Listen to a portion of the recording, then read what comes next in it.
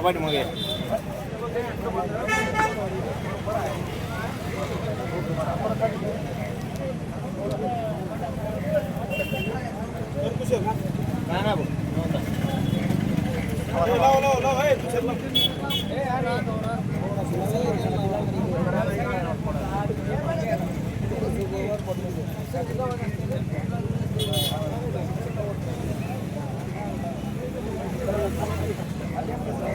मागे जरा प्रत्येक व्हिडिओ तूच आहे माझ्या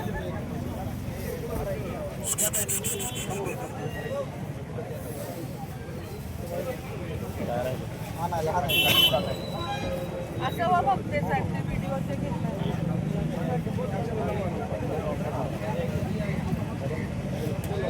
दगड घेतला काय दगड घेणार थोडा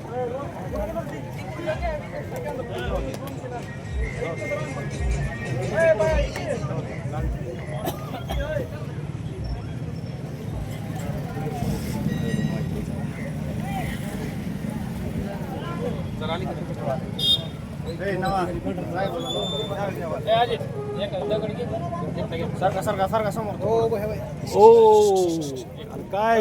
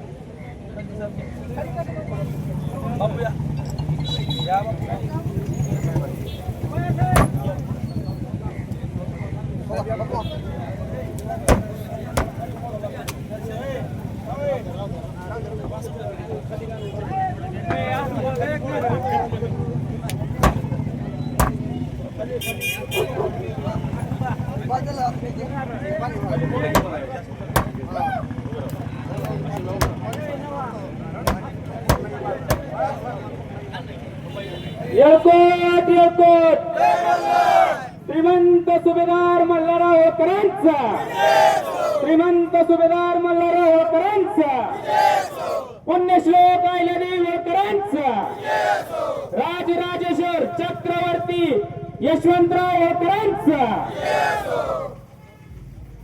सर्व बांधवांना जय मल्हार। आज श्रीमंत सुभेदार मल्हारराव होळकर होळकरशाहीचे संस्थापक यांच्या जयंतीनिमित्त मी आपण सर्वांना शुभेच्छा देतो। या जयंतीच्या पूजनासाठी आपल्या जिल्हा परिषदेच्या नूतन अध्यक्षा आपल्या गावची लेक सौ अर्चनाताई पाटील इथे उपस्थित राहिल्या, त्याबद्दल मी त्यांचं या प्रतिष्ठानतर्फे आभार मानतो। आज ज्यांनी शून्यातून विश्व निर्माण केलं अशा सुभेदार मल्हारराव होळकरांचा थोडक्यामध्ये आपल्याला इतिहास सांगतो।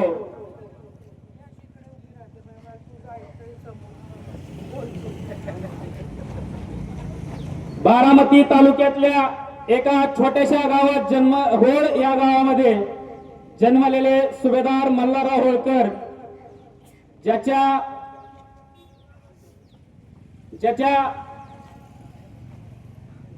मध्ये कर्तृत्व असते, ते कर्तृत्व लहानपणापासूनच स्वस्थ बसू देत नाही।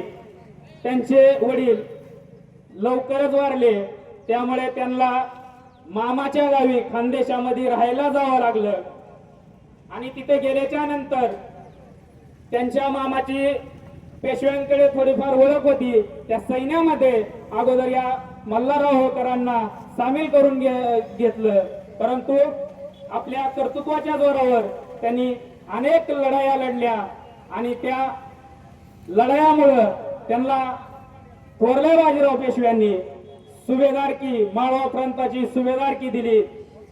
मला थोडक्यात एवढंच सांगायचंय की जो माणूस शून्यातून विश्व निर्माण करू शकतो, आपण त्या राजाचे अवलादी आहोत. आपण सुद्धा कुठं कमी नाहोत. ताईसाहेब, आपण पुण्यश्लोक अहिल्यादेवी होळकरांचं चौकासाठी, सुशोभीकरणासाठी आपण आम्हाला म्हणल्या एक पत्र दिलं. आज आपण इथं नारळ फोडला आणि तो उभा फुटलेला आहे. मी आपल्याला सकल या समाज बांधवाच्या वतीने विनंती करतो की हे आजचं नारळ त्या चौकाच्या सुशोभीकरणाचं उद्घाटन म्हणून आपण जाहीर करावं, ही सर्व समाज बांधवाच्या वतीने मी आपल्याला विनंती करतो.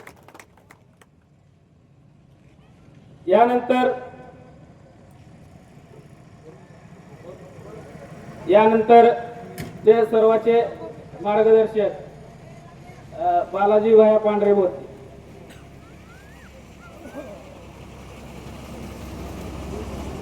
आताच सचिन देवपतीने एकदम व्यवस्थित सुभेदार मल्हारराव होळकर यांच्याबद्दल बोललेले आहेत.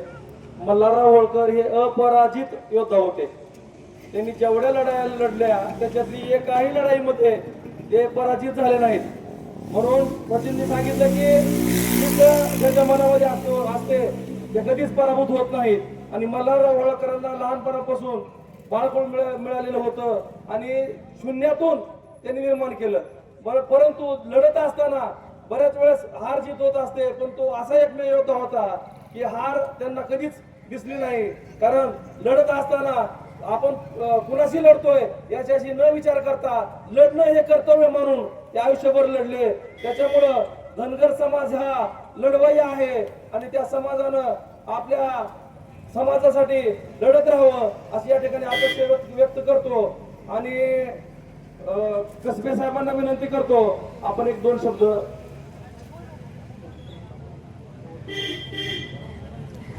या जयंतीच्या निमित्तानं सर्व बांधवांना शुभेच्छा देतो. मित्र, आपण जयंती साजरी करतोय, का जयंती साजरी करतो आणि कोणाची जयंती साजरी करतो ही गोष्ट आपल्या लक्षात येणं आवश्यक आहे. मल्हारराव होळकर यांची जयंती साजरी करण्याच्या पाठीमागचा उद्देश आहे.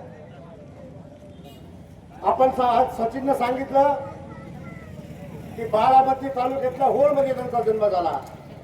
एका धनगर कुटुंबामध्ये त्यांचा जन्म झाला. लहानपणी वडील वारले म्हणून तो आजोळी राहायला गेले आणि जेव्हा ते आजोळी राहायला गेले तेव्हा ते सैन्यात काम करू लागले.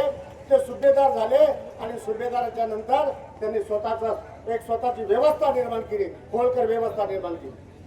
मित्र, या सगळ्या गोष्टी बरोबर आहेत, पण आम्ही या देशातला उपेक्षित, शोषित, वंचित समुदाय मल्हारराव होळकरला यासाठी मानतो की मल्हारराव होळकर यांनी व्यवस्था परिवर्तन करण्याचं काम केलेलं आहे. एक काळ होता जेव्हा एखाद्या महिलेचा नवरा मरतो, जेव्हा एखाद्या महिलेचा नवरा मरतो तेव्हा तिला जिवंत चितेवर जाळलं जायचं, तेव्हा तिला जिवंत चितेवर जाळलं जायचं भावांनो. आणि त्या टायमाला जी समाज व्यवस्था, त्या धर्माची एवढी मानसिक गुलाम होती की तिला नाकारण्याची ऐपत त्या काळी कुणाची नव्हती. पण मल्हारराव होळकरांनी जेव्हा स्वतःचा मुलगा खंड्यावर मरण पावला तेव्हा आपल्या सुनेला, आईला देवीला त्यांनी सत्तेवर जाऊ दिलं नाही. तर त्यांनी काय केलं, त्यांनी उलट राज्य कारभार त्यांच्या हाती सोपवला आणि 28 वर्ष आईला देवीनी त्या अतिशय सुंदर पद्धतीनं राज्य कारभार सांभाळला. त्याचा अर्थ असा की त्या व्यवस्थेच्या विरोधात बंड करून व्यवस्था परिवर्तन करण्याचं काम मल्हारराव होळकरांनी केलेलं आहे. या सगळ्या गोष्टीचा आम्ही विचार केला पाहिजे. भावांनो, मल्हारराव होळकरांनी तेवढंच केलं नाही तर मित्रांनो, त्या काळी महिलांचा सन्मान करणारा खऱ्या अर्थानं कोण राजा असेल तर ते मल्हारराव होळकर होते. छत्रपती शिवाजी महाराजांचं स्वराज्य, ते स्वराज्य सर्वस्व पणाला लावून टिकवण्याचं काम मल्हारराव होळकरांनी केलं, ते वाढवण्याचं काम मल्हारराव होळकरांनी केलं. आणि एवढंच नाही तर महाराष्ट्राच्या बाहेर सिंधू नदीपर्यंत ते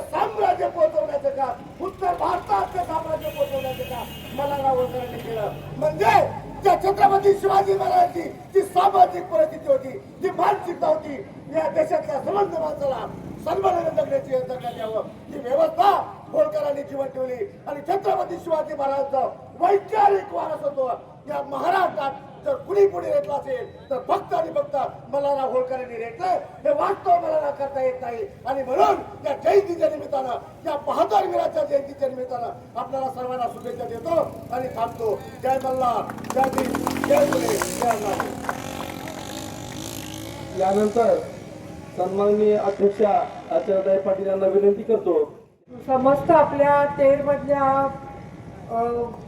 सगळ्याच बांधवांना म्हणजे फक्त धनगर बांधवांना नाही, सगळ्यांना मल्हारराव होळकर साहेबांच्या जयंती निमित्त शुभेच्छा. आज मला इथे यायला मिळालं हे माझं भाग्य आहे की आज ऑफिसचा पहिला दिवस आहे, मी चार्ज घेते. आपण आज बोललात का की एका महिलेने अहिल्याबाई होळकरांनी आपल्या नवऱ्याच्या पतीनंतर आपण बोललात त्याच्यात म्हणजे माझा अभ्यास तुमच्यापेक्षा कमी असणार, पण मल्हारराव होळकरांनी अहिल्याबाई होळकरांना दिलं सगळं राज्य, पण त्यांनी त्यांच्या दुसऱ्या त्या मुलाला म्हणजे पुढे दिलं, त्या गादीवर हे चालवलं. आणि एक महिला किती चांगलं नियोजन किंवा राज्य चालवू शकते. अगदी तुळजापूरचं मंदिर असो किंवा काशी विश्वनाथचं वाराणसीचं मंदिर असो, आपल्या राज्याचा आपला जो भाग होता त्याचा सगळा महसुली खर्च सगळं करून त्यांनी देशभरातल्या मंदिरांचा जीर्णोद्धार करणारी ही महिला पांढरं वस्त्र आणि गादीवर फक्त शिवलिंग ठेवून कारभार करणारी, इतके पैसे तिने तिच्या राज्याचा सेवक म्हणजे वाचवून संबंध सगळं घाट सगळीकडे बांधलेले, वाराणसीतले घाट असो कुठेही महाराष्ट्रात चांदवडला अगदी नाशिक माझं बाहेर आहे तिथं सुद्धा मंदिर सुंदर केलेलं अहिल्याबाई म्हणजे घाट सगळ्याकडे तिथे पैसे हे केलं. अतिशय उच्च राज्य कारभार करणारी महिला. तुम्ही म्हणालात तसं शिवाजी महाराजांचं मराठ्यांचं राज्य महाराष्ट्राच्या बाहेर अटकेपार दिल्लीपर्यंत ज्यांनी झेंडा रोवला ते जे शिवाजी महाराजांचे किंवा पेशवांचे जे सरदार होते, महाजी शिंदे असतील किंवा मल्हारराव होळकरांचं पूर्ण इंदोर तिकडचा सगळा भाग मोठं राज्य विस्तारण्याचं दिल्लीपर्यंत नेण्याचं काम मल्हारराव होळकर साहेबांनी केलं. त्यांचा आपण आदरांजली. आणि तुम्ही आता तुम्हाला वंचित घटक समजूच नका, धनगर समाजाच्या भागे राणादादा आहेत. तुळजाभवानी आई तुळजाभवानीच्या तुळजापूरमध्ये जी महाराष्ट्राची कुलस्वामिनी आहे तिथं अहिल्याबाई होळकर साहेबांचा पुतळा उभारण्यासाठी 1.5 कोटी रुपये देऊन मोठी 1.5 एकर जागा देऊन तिथं फक्त पुतळा आता उभारत नाहीये तर तिथं धनगर समाजासाठी ज्या ज्या योजना असतील आणि तिथं प्रशिक्षण वर्ग चालू होणार आहेत आणि तिथं म्हणजे त्या अगदी समोरच. आणि तुळजाभवानीचं दर्शन घेतल्यानंतर अहिल्याबाई होळकरांचं दर्शन घेऊन त्या समाजाला आपल्याला पुढे म्हणजे धनगर समाजाला आणण्यासाठी आणि तेरमधलं म्हणाल तर तुम्हाला जे जे लागतंय त्याच्यासाठी मी बांधलेले आज माईकवर शब्द देते. तुम्ही फक्त सांगा मला, आपण तिकडचं माझं जे असेल ते. आणि परत एकदा तुम्हाला शुभेच्छा. महाराष्ट्र सरकारने सुद्धा धनगर समाजासाठी ओबीसी मधलं घरकुल असलेलं यशवंतराव घरकुल योजना थोडं पैशाच्या लाडक्या बहिणीमुळे ते राहत आहे, पण यशवंतराव चव्हाण घरकुल योजना चालवली की धनगर समाजासाठी घरकुलं सगळी मिळावी.